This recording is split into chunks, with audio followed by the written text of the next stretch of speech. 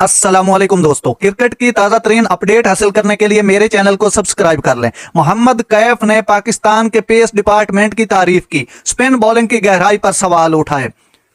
साबिक हिंदुस्तानी क्रिकेटर मोहम्मद कैफ ने पाकिस्तान की बॉलिंग लाइनअप का एक जामे तजजिया किया है, खास तौर पर T20 वर्ल्ड कप जैसे मेगा इवेंट के टूर्नामेंट के तनाजुर में। एक मकामी स्पोर्ट्स चैनल के साथ एक खसूसी इंटरव्यू के दौरान कैफ ने कौमी टीम के बॉलिंग अटैक की ताकतों और कमजोरियों के बारे में बसीरत फराहम की, जिसमें उनके स्पिन और पेस दोनों शोबों को शामिल किया गया। उनकी ताकत उनकी तेज गेंदबाजी में है। हारिस रऊफ भी हैं, शाहीन अफरीदी भी हैं और नसीम शाह भी फिट हैं। अगरचे Naseem Shah world cup squad में नहीं थे, लेकिन बॉलिंग में उनकी कमी महसूस की गई थी। वो एक अच्छे बॉलर हैं और उनकी ताकत उनकी तेज गेंदबाजी में है, जो अमेरिका में उछाल वाली पिचों पर साथ है। इनके तेज गेंदबाज वहां पर सबकत ले जाएंगे, कैफ ने कहा। उन्होंने मजीद कहा कि उनकी कमजोरी उनके स्पिन बॉलिंग